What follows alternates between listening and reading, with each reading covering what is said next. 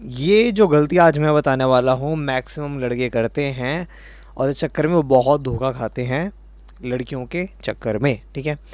They think that women love और who ever they are, ठीक है। बहुत गलत धारणा है ये, इसके पीछे काफ़ी ज़्यादा एक पॉइंट्स है मेरे पास, काफ़ी चीज़ें हैं जो आज मैं तुमको बताऊंगा, ठीक है। तो लड़कियों की एक एज के बारे में बात करते हैं पहले, ठीक है। 15 से लेकर 30 का हम रेंज लेते हैं। 15 से लेके 21 तक जो एक आपकी एजुकेशन वाली एज होती है, जहाँ पे लड़कियाँ ज़्यादातर आपका एजुकेशन करती हैं, स्कूल हो गया, कॉलेज हो गया, ठीक है। वहाँ पे उनको हमेशा बैड बॉयज काइंड ऑफ लड़के पसंद आते हैं, जो मतलब पंगेबाज होते हैं, हाईली कॉन्फिडेंट होते हैं, कॉन्फिडेंस उनको बहुत ज़्यादा एंटाइस करता है, ठीक है। और ये आपने देखा भी होगा अपने आसपास स्कूल में, कॉलेज में, कि ज़्यादातर वो उन्हीं टाइप के लड़कों पर उनका रुझान होता है, ठीक है। अब आती है फिर आपकी 2021 से लेके 26-27 तक की एज, ठीक है। इसके बीच में ये इनका आप लगा लो दो चीज़ें होती हैं, या तो इनका जो रिलेशनशिप होता है पहले वाला वो चल रहा होता है, या फिर ये एक हुकअप सिनेरियोज या फिर एक्सप्लोरेशन एज, जिसे which a lot of girls tag, ठीक है। एक्सप्लोरेशन फेज़ में बहुत ज़्यादा होते हैं, जिसको हो फेज़ भी कहती हैं लड़कियाँ, ठीक है। लड़कियों का लैंग्वेज है ये, जिसे लड़कियाँ हो फेज़ कहती हैं। हो फेज़ में चली जाती हैं कुछ लड़कियों का आपका रिलेशनशिप पीरियड हो रहा होता है, कि जैसे कॉलेज में जिनका मिल गया तो फिर वो 6-7 साल उनका कंटिन्यू हो रहा है।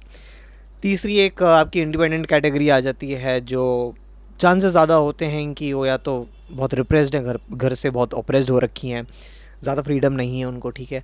तो और भी ऐसा होता है कि क्या पता वो सीनियर्स के चक्कर में पड़ जाएं जो उनके ऑफिस में होते हैं, ठीक है, ये होता है। अब 25 से लेके 30 तक के एज में लड़कियों के ऊपर ना एक घंटी, ऊपर से ना घंटा कहूँगा, घंटा एक लटकने लगता है, मैं कहूँगा तलवार लटकने लगती है, ठीक है। वो तलवार होती है शादी की, घर वालों की तरफ से, सोसाइटी की तरफ से, ठीक है। अब हम इंडिया में रह रहे हैं, ठीक है।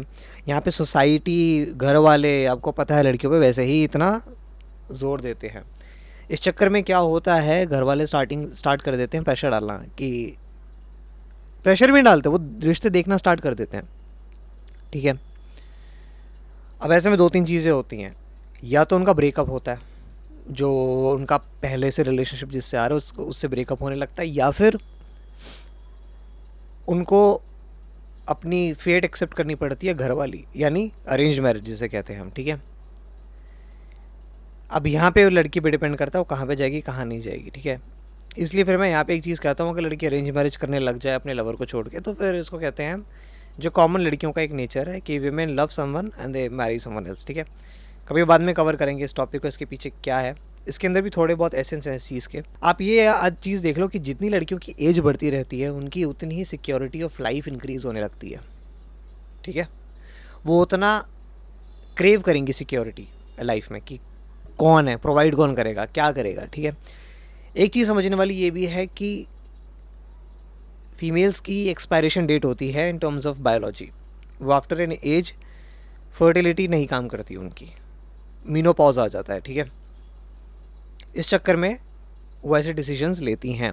तीसरा ये आता है कि जितनी एज बढ़ती है, जितनी उनकी सिक्योरिटी ऑफ लाइफ की एक टेंडेंसी बढ़ती है कि सिक्योरिटी और चाहिए, उतनी ही वो जल्दी सेटल करने की इच्छा रखती हैं कि जल्द से जल्द मैं सेटल हो जाऊं।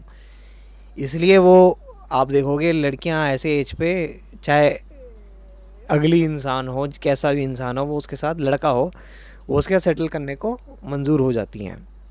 ये बेसिकली एक पूरा का पूरा गेम है एक लड़की की लाइफ का, ठीक है।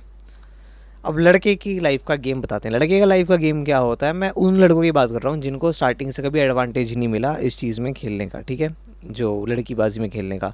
बहुत से लड़के होते हैं उनको पहले से एक एडवांटेज होता है इस चीज़ में प्ले ऑन करने का। अब होता क्या है कि जिन लोगों के पास पहली बात पैसा नहीं था, लुक्स नहीं थे, लुक्स और पैसा दोनों कहूँगा, क्योंकि लुक्स के थ्रू आपका, पैसों के थ्रू लुक्स थोड़ा बहुत इंक्रीज़ कर सकते हो, हल्की फुल्की सेल्फ अवेयरनेस ऑब्वियसली, बट अमीर लड़कों का हो जाता है कहीं ना कहीं जुगाड़, ठीक है, उनको पहले से एक्सपीरियंस होता है, मैंने खुद कॉलेज में देखा है।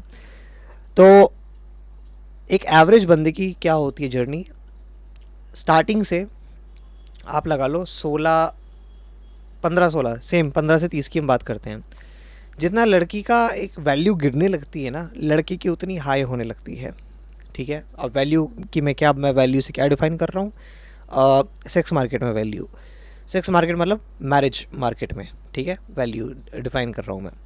तो क्या होता है, लड़का 15 साल से एकदम, आपने देखा हो घटक चूतिया किस्म का लड़का होता है, आपने देखा हो, ठीक है, उनको कुछ आइडिया नहीं होता, कुछ भी बक देना होता है, कुछ भी होता है। 15 से लेके 20 तक की तो ये एज होती है। कॉलेज में फिर वो लोगों से मिलता है, क्या पता एक दो बार बुली भी हुआ हो, लड़के बहुत बुली होते हैं, बुली हो हा के फिर वो कॉम्पनसेट कर लेते हैं अपना पर्सनैलिटी। फिर 21, 22, 23 फिर उनकी एक जर्नी स्टार्ट होती है काम करने में, ठीक है। फिर जहाँ पे वो जाते हैं, जहाँ पे वो काम करते हैं, धीरे धीरे इंक्रीमेंट बढ़ते रहता है। फिर 30 में आके एक लड़के की फिर एक शादी की जाती है, जहाँ पे फिर उसे डिमांड करी जाती है कि भैया आप कमा कितना रहे हो, ठीक है। ये होता है, ये लड़का लड़की के दोनों के लाइफ के डिफरेंसेस हैं।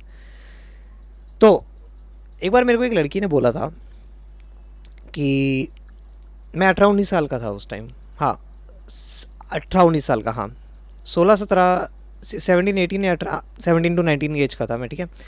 तो मैं बहुत ही ओपन अप हो जाता था पहले लड़कियों से, ठीक है। मैंने भी काफ़ी गलतियों से सीखा।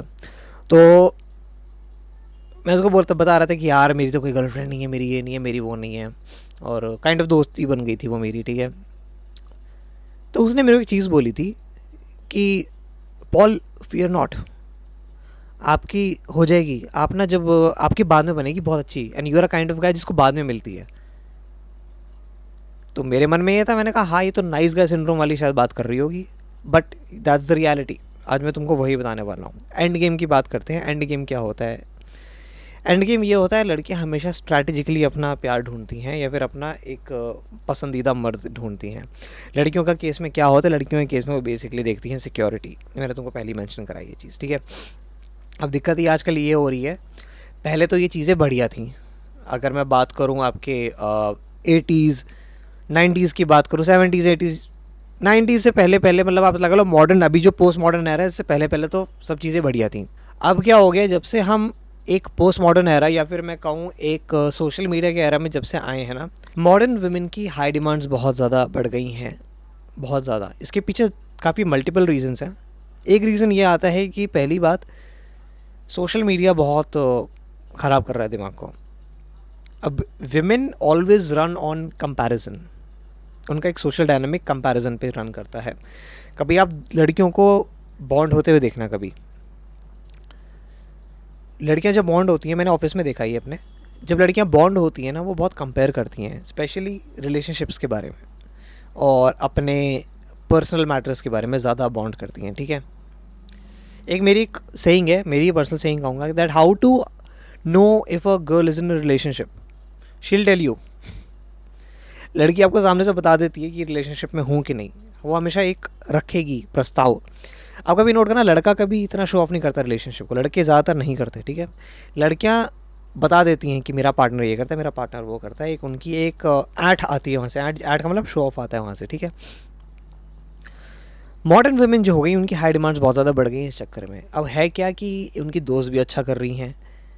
अब दोस्त अच्छा क्यों कर रही हैं या फिर ये भी अच्छा क्यों कर रही हैं, क्योंकि इनके पेरेंट्स अच्छा कर रहे थे। 90s का जो बूम हुआ था, इकोनॉमिकल बूम हुआ था इंडिया में खासकर, उसके बाद हो क्या गया है, मैं ग्लोबली कहूँगा, ये एक्चुअली ग्लोबल सिनेरियो ही है, ये इंडिया तक सीमित नहीं है, ग्लोबल सिनेरियो है। पेरेंट्स के पास जब से ज़्यादा पैसा आ गया है ना, तो उन्होंने आदतें बिगाड़ दी हैं लड़कियों की, और ऊपर से उनके मन में ये डाल दिया है कि आप बहुत ज़्यादा डिज़र्व करते हो, आप तो प्रिंसेस हो। They treat her like a princess. ये बुरी बात क्यों है? हिंदी में बात करूँ, सर पे चढ़ाने वाली बात को, लड़के को इतना सर पे चढ़ाया नहीं जाता है, ठीक है। लड़का मामाज बॉय एक बार को हो सकता है, ठीक है, but that is a different case. Nice guys, कभी अलग से कवर करेंगे इस टॉपिक को। पर लड़कियों की डिमांड्स इतनी ज़्यादा हाई हो गई हैं, प्लस पेरेंट्स ने इतना भाव उनको दे दिया, उनको चढ़ा दिया, कि उस चक्कर से क्या है कि ना, पहले का टाइम तो जो था 80-90, मतलब पोस्ट मॉडर्न एरा से पहले वो सेटल हो जाती थी, कहीं ना कहीं सेटल हो जाती थी, चलो बढ़िया है। पहले पेरेंट्स भी टॉक्सिक होते थे, पेट्रियार्कल सोसाइटी थी, अब कम पेट्रियार्कल हो गई है, मतलब काफ़ी मॉडर्न हो गया टाइम, ठीक है। तो उस चक्कर में लड़की ना घर से भागने की करती थी बहुत, तो इसलिए वो सेटल हो जाती। तुम्हारी माओ को देख लो, हर एक की माओ को देख लो, वो सेटल हो, अब तभी सेटल हुई है, कहती मेरा घर तो जो साला है ही ख़राब, ये सही है, पति तो ढंग से रख रहा है मुझे। अब यहाँ पे क्या है कि ना, जब से लड़कियों का बैकअप भी आ गया ना लाइफ में उनकी जो फैमिली की तरफ से, तो ये थोड़ा एक फ्रिक्शन क्रिएट कर रहा है रिलेशनशिप में। यहाँ पे मैं लड़कियों के पेरेंट्स को स्पेशली ब्लेम करूँगा। पहली बात क्या होता है, लड़कियों के जो पेरेंट्स हैं ना, वो काफ़ी ज़्यादा शादी के लिए कंडीशन करते हैं स्टार्टिंग से ना, बहुत टेंडर एज से ही ना उनको कंडीशन करने लगते हैं कि तुमको शादी करनी है, आगे तुमको तो क्या करोगे, तुमको शादी करना है, तुमको तो शादी करनी है। लड़कियों के मन में भय बैठ जाता है वो काफ़ी ज़्यादा कि शादी करनी है मेरे को at the end of the day. तो उनका जो पूरा का पूरा डिज़ाइन है ना मन का, उनकी दो तरीके से चलता है। या तो इंडिपेंडेंस की तरफ भागती हैं फिर, जिससे वो काफ़ी रूइन कर लेती हैं अपने आप को, जिससे वो काफ़ी that's why they lose their grace, there real feminine nature.